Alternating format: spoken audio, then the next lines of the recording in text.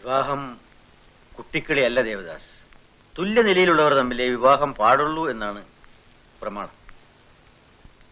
നമ്മുടെ ഒരു വലിയ കാരണവർ അന്ന് നാടുവാണിരുന്ന പൊന്നുതമ്പുരാന്റെ മുമ്പിൽ തൂശനിലയിൽ പൊൻപണം രാശി വാരിയിട്ടാണ് ഈ ഉണ്ണിത്താൻ സ്ഥാനം നേടിയത്.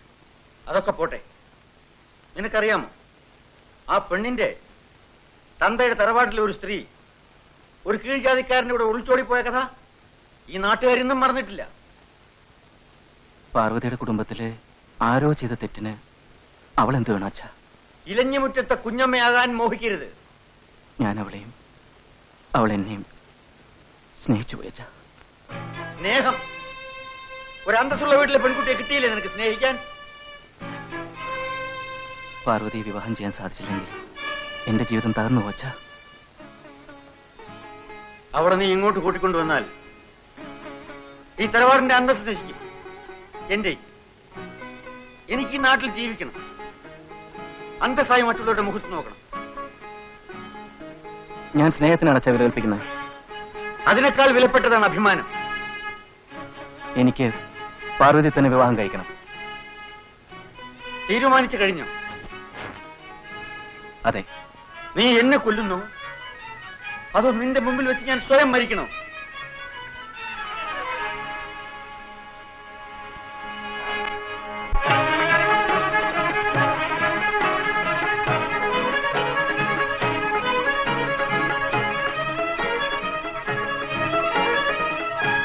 ഇലഞ്ഞിമുറ്റത്ത് ഉണ്ണിത്താൻ അന്തസ് വിട്ട് ജീവിക്കില്ല. വാങ്ങിക്കടാ, ഇത് വാങ്ങിക്കാൻ.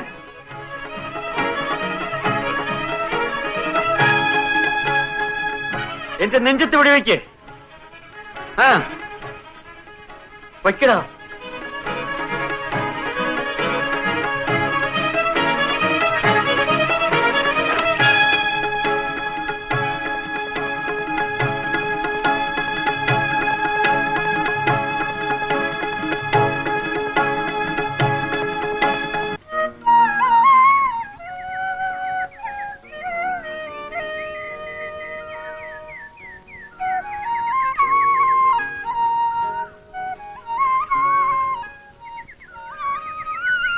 എന്താ പാർവതി?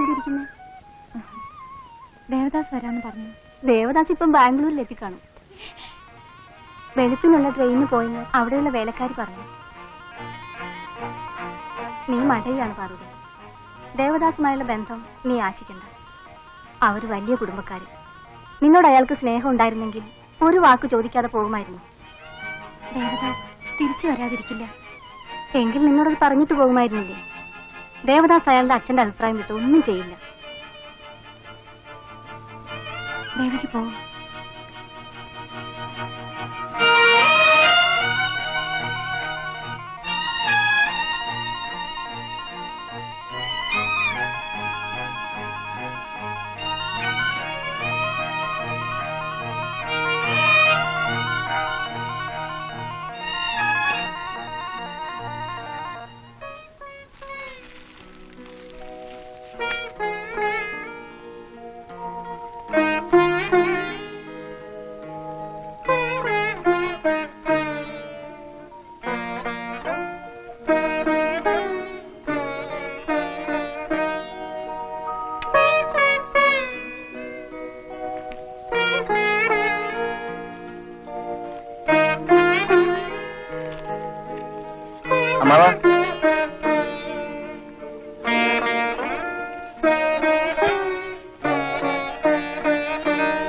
കത്തൊന്ന് പോസ്റ്റ് ചെയ്യണം.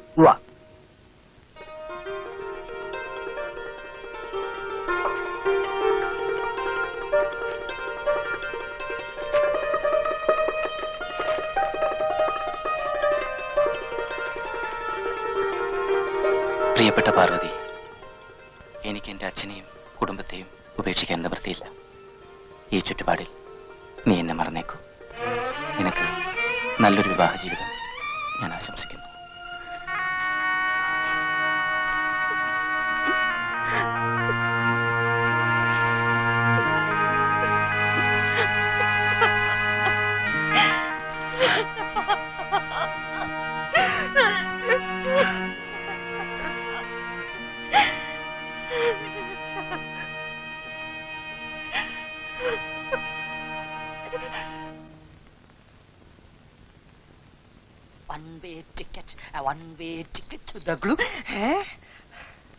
താനെന്താടോ ഇത്ര പെട്ടെന്ന് ഉറങ്ങിപ്പോന്നേ? അവിടെ ഒരു സുഖം തോന്നില്ല. ആ പട്ടിക്കാട്ടി എങ്ങനെ സുഖം തോന്നും? ഒരു AC തിയേറ്റർ ഉണ്ടോ, ബാർ അറ്റാച്ച്ഡ് ഹോട്ടൽ ഉണ്ടോ, ഒരു ക്യാമ്പറ ഡാൻസ് ഉണ്ടോ? ഒരേ ബോറിംഗ്. താനൊന്നും മിണ്ടായിരിക്കും. എന്ത് പറ്റി ബ്രദർ? എനിക്ക് മനസ്സിനൊരു സുഖമില്ല. മനസ്സിന് സുഖം വേണമെന്ന് നമ്മൾ വിചാരിച്ചാൽ സുഖമേ ഉണ്ടാവും. മനസ്സ് ഒരു കണ്ണാടിയാണ്. നമ്മൾ ദുഃഖത്തോടെ ആ കണ്ണാടിയെ നോക്കിയാൽ ദുഃഖം കാണാം, സുഖത്തോടെ നോക്കിയാൽ സുഖമേ കാണൂ. ഞാനൊന്ന് ചോദിക്കട്ടെ, നീ എന്താ വിവാഹം കഴിക്കാത്തത്? ഇതുവരെ അതിന്റെ ആവശ്യം വന്നില്ല. അത്യാവശ്യം വന്ന അപ്പ വിവാഹം കഴിക്കും. എനിക്കിഷ്ടമുള്ള ഒരു പെണ്ണിനെ. നിനക്കിഷ്ടം തോന്നുന്ന പെണ്ണിനെ നിന്റെ അച്ഛൻ ഇഷ്ടമായില്ലെങ്കിൽ? വിവാഹം അച്ഛനല്ല, എനിക്കാ. എന്റെ ഇഷ്ടത്തിനും സുഖത്തിനും എതിരെ അച്ഛനല്ല, അമ്മയല്ല, ദൈവം തമ്പുരാൻ നിന്നിരുന്നാലും ഞാൻ വകവയ്ക്കില്ല. മനസുഖം അവനവൻ നേടിയെടുക്കുന്ന. ഈ മനസുഖം എവിടെ കിട്ടും? വിധാൻ സൗധയെ കിട്ടും. ഇയാൾ ആരാ? എനിക്ക് ലോകത്തെ കുറിച്ച് ഒന്നും അറിഞ്ഞൂടാ. മനസുഖം വേണോ? എന്നാ എന്റെ കൂടെ വാ. ഒന്ന് ചുമ്മാ ഇരുടാ. ഈ വേഷമൊക്കെ ഒന്ന് മാറിയിട്ട് വാ, നമുക്ക് പുറത്തു പോയി ഒന്ന് ചെത്തിയിട്ട് വരാം.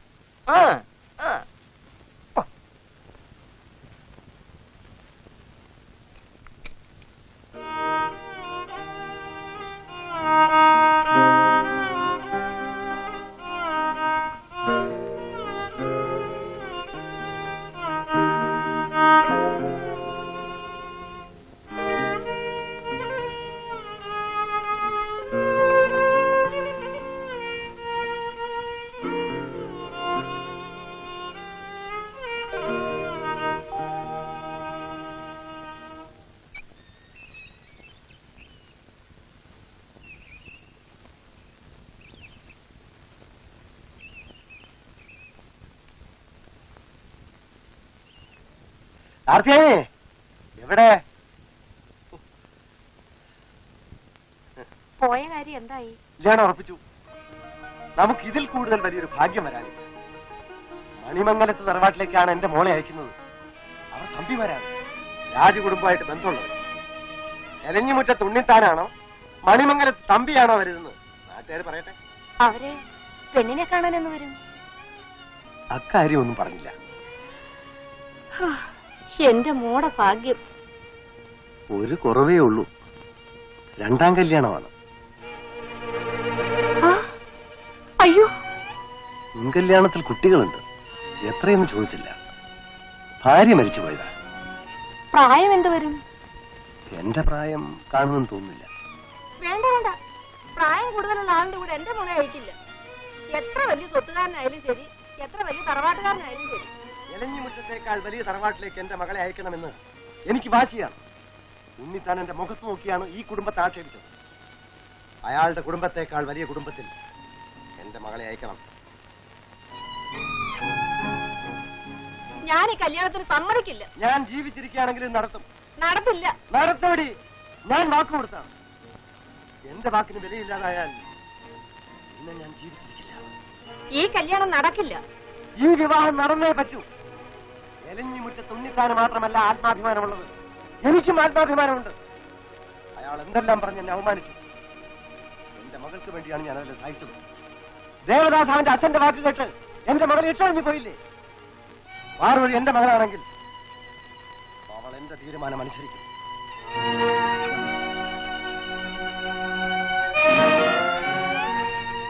അമ്മേ, അച്ഛൻ തീരുമാനിച്ച കല്യാണത്തിന് എനിക്ക് സമ്മതമാണ്.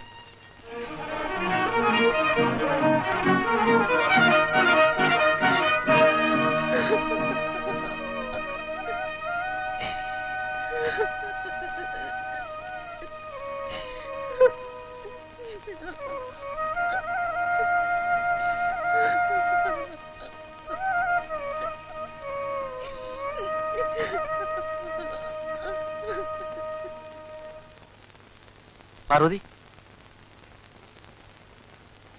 അവള് വരില്ല. മോനിനി ഇവിടെ വരരുത്. മോനിനി അവളെ കാണണ്ട. അവിടെ കല്യാണം ഉറപ്പിച്ചു കഴിഞ്ഞു.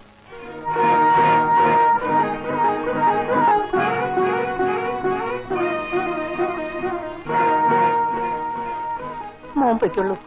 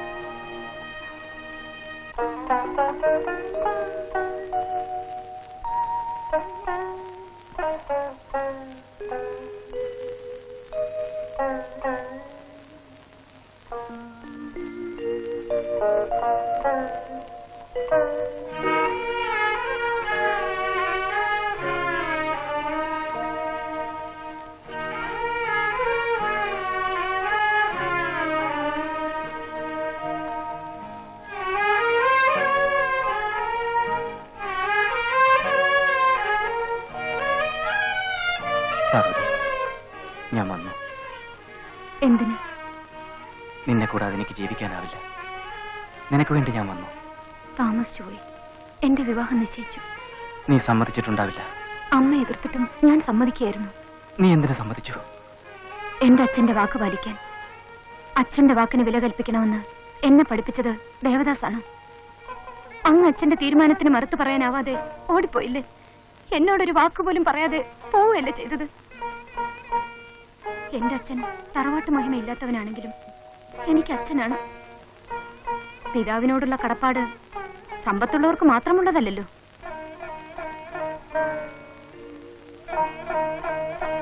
പാർവതി, എനിക്ക് വേണ്ടി എന്തുകൊണ്ട് കുറച്ചാൾ കാത്തിരുന്നില്ല? കാത്തിരിക്കൂ എന്നൊരു വാക്ക് എന്നോട് പറഞ്ഞിട്ട് പോയിരുന്നെങ്കിൽ ജീവാവസാനം വരെ ഞാൻ കാത്തിരിക്കുമായിരുന്നു. നീ എന്നെ മറന്നേക്കൂ എന്ന് ദേവദാസ് എനിക്ക് എഴുതി അയച്ചില്ലായിരുന്നുവെങ്കിലും ഞാൻ കാത്തിരിക്കുമായിരുന്നു. ഒരു ദുർബല നിമിഷത്തിൽ ഞാൻ അങ്ങനെ എഴുതിപ്പോയി. ഇവിടെ നിന്ന് പോകുമ്പോൾ മനസ്സിന്റെ അസ്വസ്ഥത കൊണ്ട് ഭാരതിയെ കാണാനും പറ്റില്ല. എന്നെ കാണുന്നത് ദേവദാസിന് നിസ്സാര കാര്യം. എന്റെ കളിക്കൂട്ടുകാരനെ കാണുന്നത് എനിക്ക് എല്ലാത്തിലും വലുതായിരുന്നു. അതുകൊണ്ട് മാത്രമാണ് ഞാനന്ന് രാത്രിയിൽ കാണാൻ വന്നത്. എന്തു സംഭവിക്കട്ടെ എന്ന് കരുതി. അപ്പോ നാളെ നിന്നെ ഞാൻ വന്ന് കാണുമെന്ന് വാക്ക് പറഞ്ഞില്ലേ? എന്നിട്ട് കണ്ടോ? കഴിഞ്ഞതെല്ലാം മറക്കൂ പാർവതി. നമുക്ക് എവിടെയെങ്കിലും പോകാം. പണ്ടെങ്ങോ എന്റെ കുടുംബത്തിൽപ്പെട്ട ഒരു സ്ത്രീ ആരുടെ കൂടെയോ പോയതിന്റെ അപമാനം ഞങ്ങൾ ഇന്നും സഹിക്കുന്നു. ഇനി ഒരു അപവാദം കൂടി ഞാൻ ഉണ്ടാക്കില്ല. ഒരു സ്ത്രീ തറവാട്ട് മഹിമയും സമ്പത്തും ഉള്ളവന്റെ കൂടെ ഒളിച്ചോടിയാലും അപവാദമാണ്. സംശയമുണ്ടെങ്കിൽ അങ്ങയുടെ അച്ഛനോട് ചോദിച്ചു നോക്കൂ. എന്റെ അച്ഛനെ കൊണ്ട് എങ്ങനെങ്കിലും ഞാൻ സമ്മതിപ്പിക്കാം. അങ്ങക്ക് മാത്രമല്ലല്ലോ അച്ഛൻ, എനിക്കും അച്ഛനുണ്ട്. എന്റെ അച്ഛൻ വാക്ക് മാറില്ല. നിനക്ക് എന്നോട് ദേഷ്യമാണ്. പാവപ്പെട്ടവരുടെ ദേഷ്യവും ദുഃഖവും അവരിൽ തന്നെ കെട്ടടങ്ങുന്നു. ദേവദാസിന് ഒരു ദോഷവും ഉണ്ടാവില്ല. നീ നിന്റെ അച്ഛൻ നിശ്ചയിച്ച വിവാഹം മതിയെന്ന് ഉറപ്പിച്ചോ? ഉറപ്പിച്ചു കഴിഞ്ഞു. മാറ്റമില്ലല്ലോ? മാറ്റമില്ല. മാറ്റമില്ലേ? ദേവദാസ് പണ്ടത്തെ പോലെ ഭയപ്പെടുത്തുകയാണോ? നിങ്ങൾക്ക് പണം ഉണ്ടെന്ന ഭാവമാണ്. നിങ്ങളെക്കാൾ എത്രയോ സ്വത്തുകാരനാണ് എന്നെ കല്യാണം കഴിക്കാൻ പോകുന്ന ആൾ. നിർത്തിയില്ലെങ്കിൽ ഞാൻ രാത്രി നിങ്ങളുടെ മുറിയിൽ വന്നത് ആരോടെങ്കിലും പറഞ്ഞ് അപമാനിക്കുമായിരിക്കും. അത്രയല്ലേ ഉള്ളൂ. അത്രയ്ക്ക് നീചനാണോ?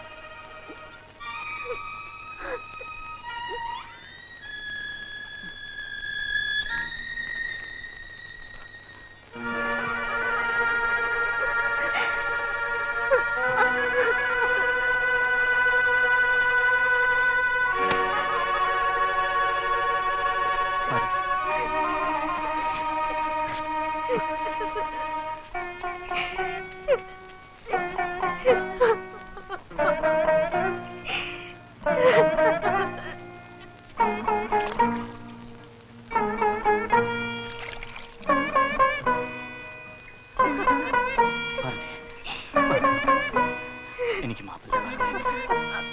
മാപ്പ് തരൂ.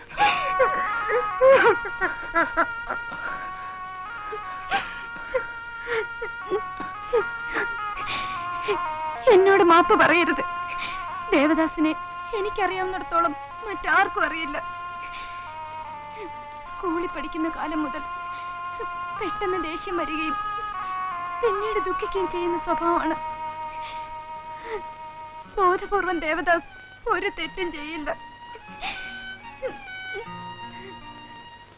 നിന്റെ മുഖത്ത് ഈ മുറിപ്പാടുണ്ടാക്കിയിട്ടുണ്ട്. ഈ പാടെങ്കിലും ഉണ്ടായെന്ന് നിന്റെ ഭർത്താവ് ചോദിച്ചാൽ നിനക്ക് എന്ത് പറയാൻ കഴിയും? ഇനി മുതൽ എന്റെ ഓർമ്മയിലെ ദേവദാസ് ഉണ്ടാവുകയുള്ളൂ. ഞാൻ എന്റെ ഭർത്താവിന് വേണ്ടി കണ്ണാടിയിൽ നോക്കി അണിഞ്ഞൊരുങ്ങുമ്പോൾ നെറ്റിയിലെ മുറിപ്പാട് എനിക്ക് കാണണം. പ്രേമത്തിന്റെ കറുത്ത മുദ്ര. നെറ്റിയിലും സീമന്തത്തിലും ഞാൻ കുങ്കുമം ചാർത്തുമ്പോൾ പ്രേമത്തിന്റെ ഈ കറുത്ത മുദ്ര എനിക്ക് ആശ്വാസം തരും. പാർവതി, കുട്ടിക്കാലം മുതൽ നാം തമ്മിലുണ്ടായിരുന്ന സ്നേഹം ഇങ്ങനെ വേർപിരിയുന്നു. ഇനി നമ്മൾ തമ്മിൽ കണ്ടെന്ന് വരില്ല. നിനക്ക് എല്ലാ ഐശ്വര്യങ്ങളും ഉണ്ടാകട്ടെ.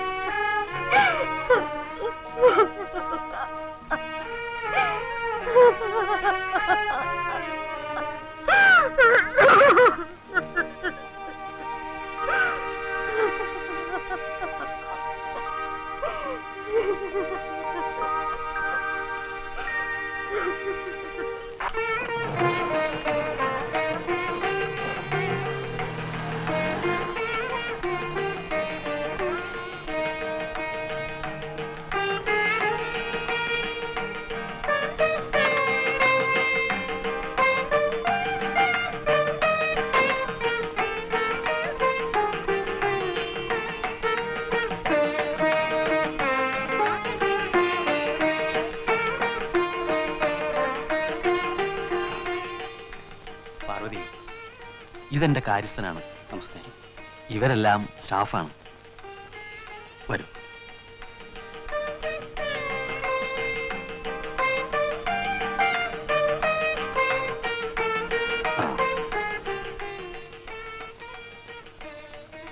മറ്റു കുട്ടികളൊക്കെ എവിടെ? രമേ, ചന്ദ്ര. എന്റെ മൂത്ത മകൻ രാജശേഖരൻ തമ്പി. ആ,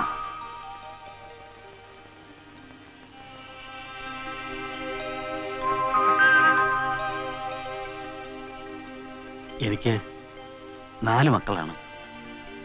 രാജശേഖരന്റെ വിവാഹം കഴിഞ്ഞു. അവന്റെ ഭാര്യ അവളുടെ വീട്ടിലാണ്. വരൂ. മക്കളെ, നിങ്ങളുടെ അമ്മയാണിത്. അമ്മയില്ലാത്ത ദുഃഖം ഇനി നിങ്ങൾ അറിയരുത്. അമ്മയുടെ അടുത്തേക്ക് ചെല്ലൂ.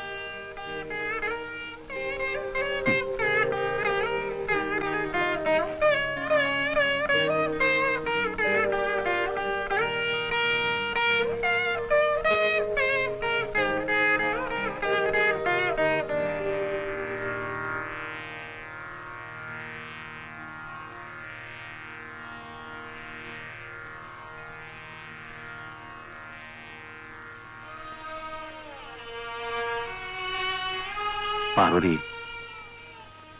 ഈ വീട്ടിലെ ഇപ്പോഴത്തെ സ്ഥിതിയൊക്കെ ഞാൻ പറയാതെ തന്നെ മനസ്സിലായി കാണുമല്ലോ. എന്റെ ഭാര്യ ലക്ഷ്മി മരിച്ചതോടെ ഈ വീടിന്റെ എല്ലാ ഐശ്വര്യവും പോയി. അവളുണ്ടായിരുന്നപ്പോ അവളായിരുന്നു എല്ലാ കാര്യങ്ങളും നോക്കിയിരുന്നത്. ഞാൻ സുഖമായി കഴിഞ്ഞു.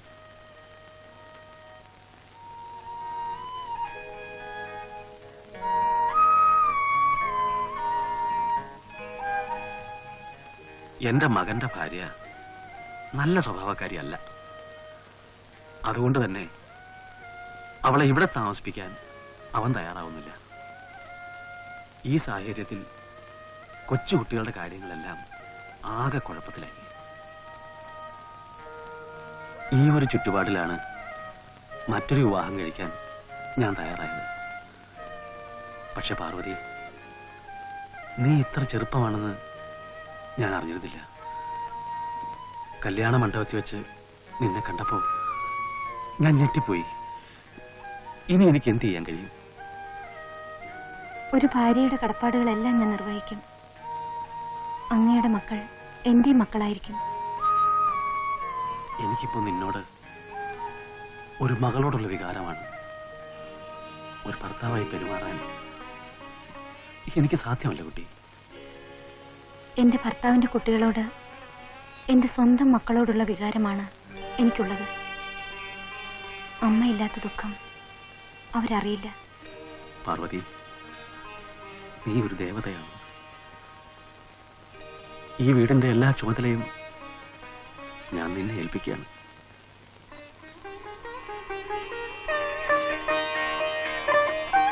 ഈശ്വരൻ നിന്നെ രക്ഷിക്കട്ടെ.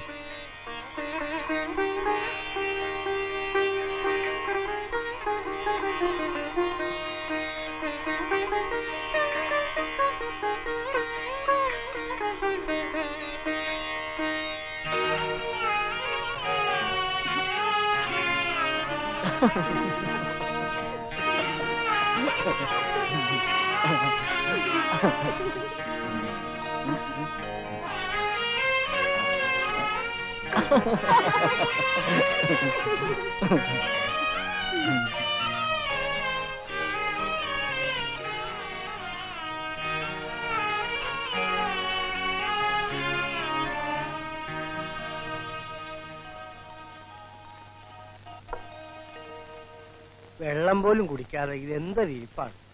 ഇതെങ്കിലും കഴിക്കും കുഞ്ഞ്. വേണ്ട. 2-3 ദിവസമായില്ലേ എന്തെങ്കിലും കഴിച്ചിട്ട്. കുഞ്ഞിന്റെ ദുഃഖം എനിക്കറിയാം. അച്ഛൻ സ്വന്തം മകനോട് ഈ കടുങ്കൈ ചെയ്യരുതായിരുന്നു. എന്റെ അച്ഛൻ എന്നെ മനസ്സിലാക്കുമെന്ന് ഞാൻ വിചാരിച്ചു. കുഞ്ഞിനും പാർവതിക്കും കുട്ടിക്കാലം മുതലുള്ള സ്നേഹം അദ്ദേഹത്തിന് അറിയാൻ വയ്യാത്തതല്ല. കഴിഞ്ഞതെല്ലാം മറക്കും. ഞാനെങ്ങനെ മറക്കും? മറക്കാതിരിക്കാൻ നോക്കൂ. ഇത് കഴിച്ചു. വേണ്ട മാവ. എന്തെങ്കിലും ഒന്ന് കഴിക്കൂ.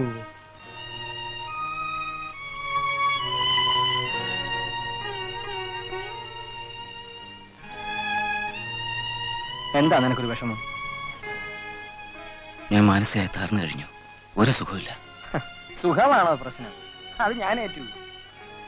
സുഖം എവിടെ കിട്ടും? സുഖം എവിടെയും സുഖമാണ്. ഭൂമിയില്, ആകാശത്ത്, ദേവലോകത്ത്, നരകത്തിൽ പോലും സുഖം കണ്ടെത്താം. പക്ഷെ പണം വേണം. പണം പണം ഉണ്ടെങ്കിൽ എവിടെയാണ് സുഖം കിട്ടാത്തത്? ഇന്നാ പണം. എവിടെ കിട്ടും സുഖം? ബഹളം വെക്കാതെ, ബഹളം വെക്കാതെ. ഇത് പിടി, ഇത് പിടി, ഇത് പിടി. വാ, വാ.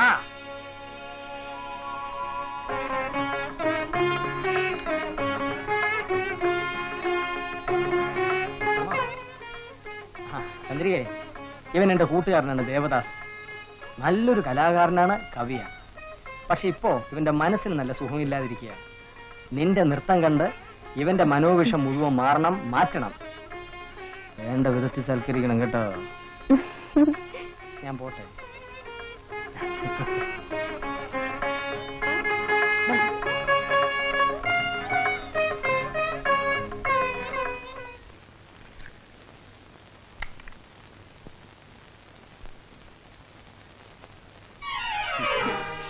ഇരിക്കണം. നാണമില്ലേ നിനക്ക്? നാണമുള്ളവർ ഇവിടെ വരുമോ? വൃത്തികെട്ടവൾ. ഞാൻ ഇത് കരുതിയില്ല. ഇതെന്റെ തൊഴിലാണ്. പണത്തിന് വേണ്ടി. പണം? നിനക്ക് പണമല്ലേ ആവശ്യം? എടുത്തോ.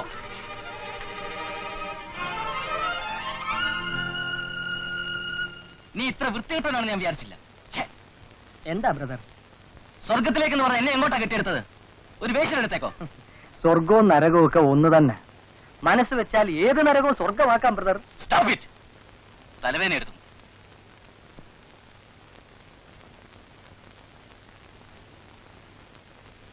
തലവേദന അത് ഞാനിപ്പോ മാറ്റിത്തരാം.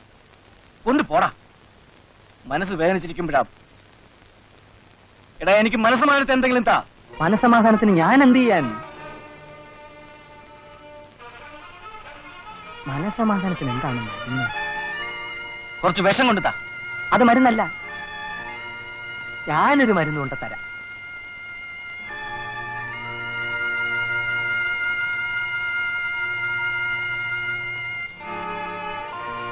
പിന്നെ മനസ്സുഖമില്ലാതെ ഇവിടെ താമസിക്കണ്ട.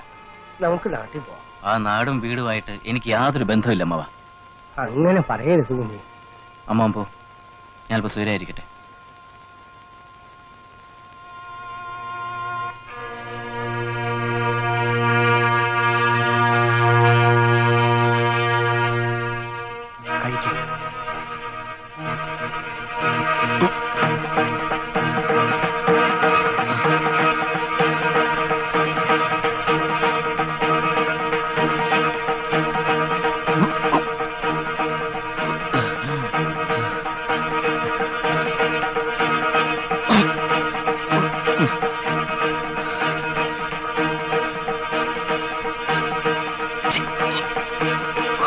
നെഞ്ചരിയുന്നു.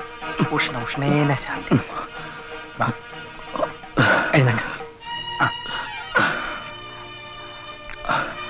ഇനി പോയി കിടക്കാം, സുഖമായിട്ടുറങ്ങ്. വാ.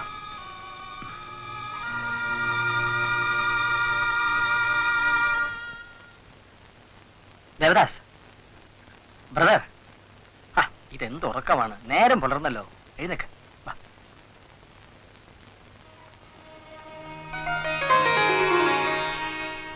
പാർവതി,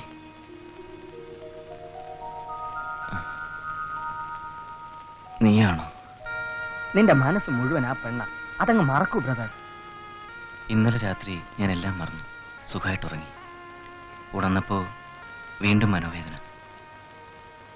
ഇന്നലെ തന്ന മരുന്ന് എനിക്ക് കുറച്ചുകൂടെ വേണം. വേണ്ട ദേവദാസ്, അതിനി കഴിക്കരുത്.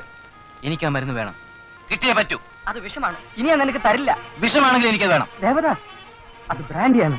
കൊണ്ടുവരുമോ ഇല്ലയോ? ഇല്ല ഇല്ല ഇല്ല. നീ കൊണ്ടുവന്നില്ലെങ്കിൽ ഞാൻ കുടിക്കും. ദേവദാസ്. മഹേഷ്, ഭാരതി, നിങ്ങൾക്കെല്ലാം പോകാം. ഞാൻ ഈ ജോലി വേണ്ടെന്ന് തീരുമാനിച്ചു. അപ്പോ ഞങ്ങളുടെ ജീവിതം വഴിമുട്ടി. ഇതാ, നിങ്ങൾ എന്നോട് ക്ഷമിക്കും. ദൈവം നിങ്ങളെ സഹായിക്കും.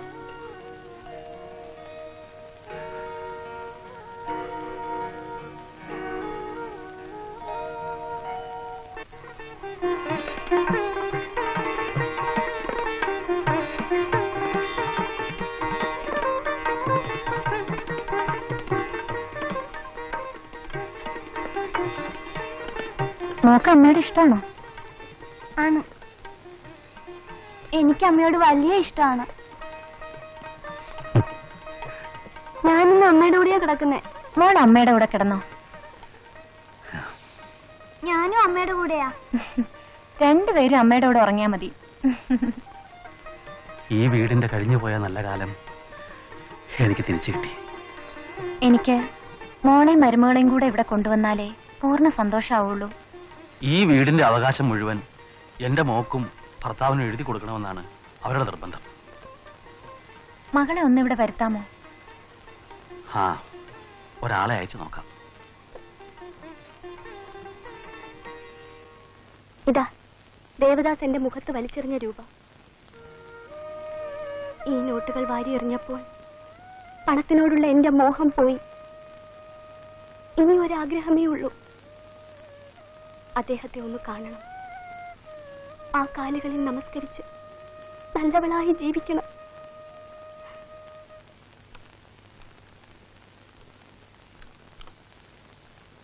പാർവതി,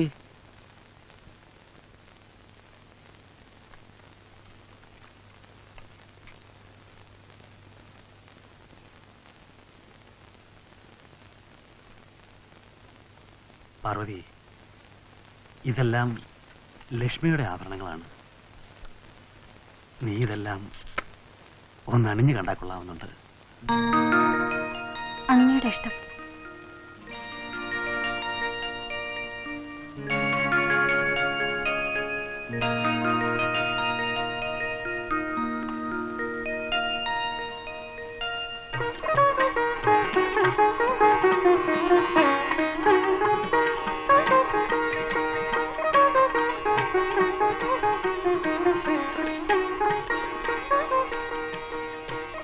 പാർവതി, ഈ ആഭരണങ്ങൾ മുഴുവൻ നിനക്കുള്ളതാണ്. പാർവതി, ചന്ദ്രനിലെ കളങ്കം പോലെ നിന്റെ നെറ്റിയിൽ എങ്ങനെ ഈ പാടുണ്ടായി?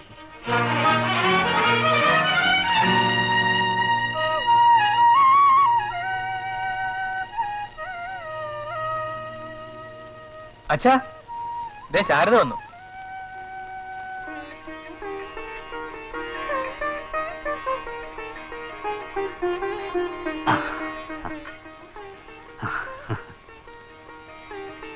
മോളെ, ഇതാണ് നിന്റെ അമ്മ.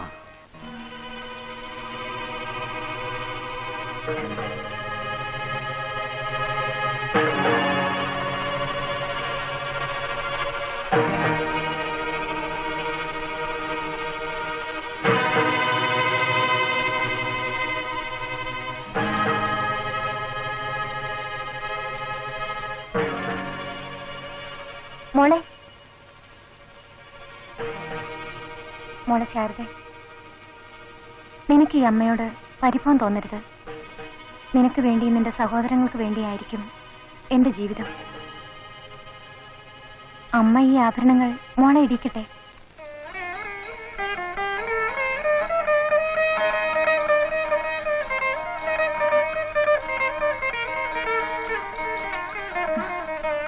ഇതെല്ലാം നിനക്കുള്ളതാണ്.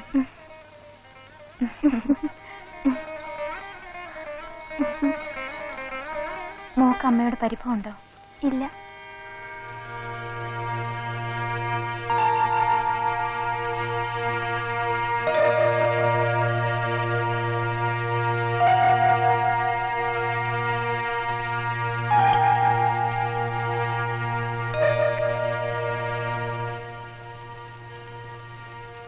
വന്നോ? ഞാൻ വിചാരിച്ചാ വരാതിരിക്കും. മതി, കുടിക്കരുത്.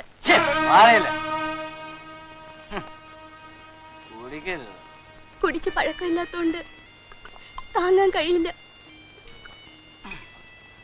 താങ്ങാൻ വയ്യാത്തോണ്ട് കുടിക്കുന്നു. കുടിച്ചതുകൊണ്ട് ഇവിടെ വന്നു. ഇവിടെ വന്നുകൊണ്ട് നിന്നോട് സംസാരിക്കുന്നു. നിൽക്കാൻ വയ്യെങ്കിൽ ഇരിക്കും. അയ്യോ, ഞാൻ കുടിച്ച അബോധാവസ്ഥയിലാണെന്ന് കരുതി എന്നെ തൊടുന്നോ? എന്നെ തുടരുത്. ഇവിടെ വരുന്നവരാരും കുടിക്കരുത്. ഞാൻ കുടിക്കും, ഇനിയും കുടിക്കും. ഈ കൊടിയ വിഷത്തിന് അടിമയാകരുത് ദേവദാസ്. കുടിക്കരുതെന്നൊരു അപേക്ഷ മാത്രം. നീ കേക്ക്. വിഷം കുടിച്ചാ മരിക്കും. അമൃത് കുടിച്ചാലോ മരണമേ ഇല്ല. മദ്യം കുടിച്ചാൽ മരിച്ചുകൊണ്ട് ജീവിക്കും.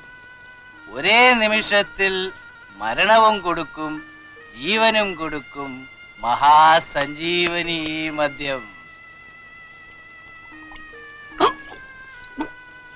ദയവായി എനിക്ക് വേണ്ടി കുടിക്കരുത്. ഞാൻ കുടിക്കുന്നത് നിനക്ക് വേണ്ടിയുമല്ല, എനിക്ക് വേണ്ടിയുമല്ല. കുടിക്കാതിരുന്നാൽ എന്റെ ശരീരം കേൾക്കില്ല. പാർവതി, ഇനി നീ എന്നെ വിട്ടു പോകരുത്. എന്നെ വിട്ടിട്ട് പോകരുത്.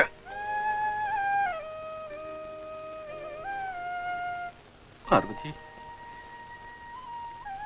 എന്നെ വിട്ടു പോകരുത്, പോകരുത്.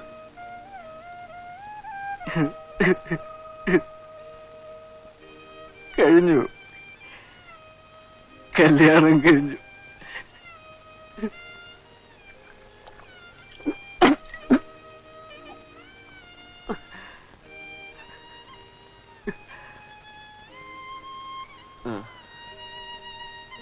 അതെല്ലാം കഴിഞ്ഞു. ഞാൻ എന്റെ പാർവതിയോട് രഹസ്യമായിട്ട് സംസാരിക്കുമ്പോ നീ എന്തിനാ ഇടയ്ക്ക് കയറി സംസാരിക്കുന്നു? എനിക്ക് നിന്നോട് വെറുപ്പാണ്. അതാ ഞാനിവിടെ വരാത്തത്. ഒരവസരത്തിൽ അങ്ങിവിടെ വന്ന് എന്റെ മനസ്സ് മാറ്റി എനിക്കൊരു നല്ല ജീവിതം ഉണ്ടാക്കി തന്നു. എനിക്ക് വേണ്ടി ഇനി കുടിക്കരുത്.